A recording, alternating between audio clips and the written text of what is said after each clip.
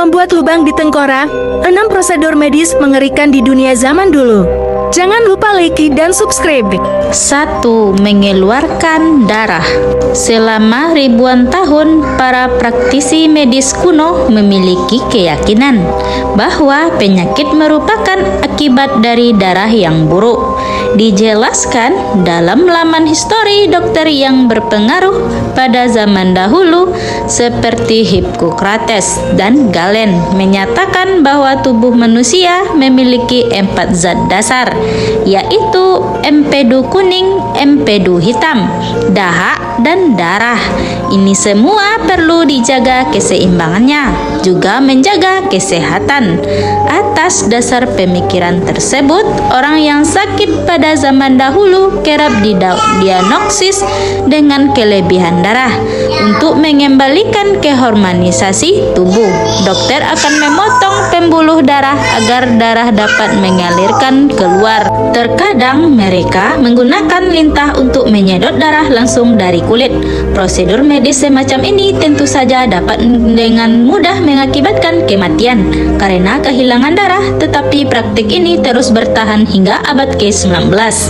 2. Listrik untuk mengobati impoten. Pada akhir abad ke-19, praktisi medis gencar menjajakan perangkat unik yang diklaim mampu menyembuhkan berbagai masalah kesehatan. Salah satunya impotensi pada laki-laki. Penciptaan alat percahaya bahwa listrik dapat membawa energi tertentu ke dalam tubuh manusia, sehingga dapat memberikan keajaiban bagi laki-laki dengan impotensi. Alat berenergi listrik ini dirancang untuk mengejutkan bagian tubuh yang lemah agar kembali normal melalui aplikasi arus listrik. Selain menyakitkan, tentu saja tidak ada bukti efektif dari alat ini. 3. Paru-paru besi untuk membantu pasien polio bernapas. Polio pernah menjadi epidemik yang menghancurkan hidup banyak orang.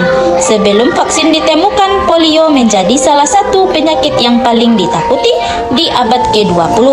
Pada waktu itu, salah satu metode paling efektif untuk menyelamatkan nyawa orang yang terinfeksi polio adalah sebuah kabinet yang dijuluki iron lungs atau paru-paru besi. Kala itu, penderita polio yang tidak dapat bernapas karena otot dada mereka lumpuh akan dimasukkan ke dalam lemari besar yang terbuat dari logam selama berminggu-minggu atau bahkan seumur hidup meskipun berhasil menyelamatkan ribuan nyawa.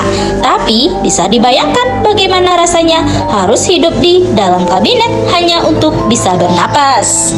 4. Trepanasi. Salah satu bentuk operasi tertua umat manusia sudah ada sejak 7.000 tahun lalu dan juga merupakan salah satu yang paling mengerikan.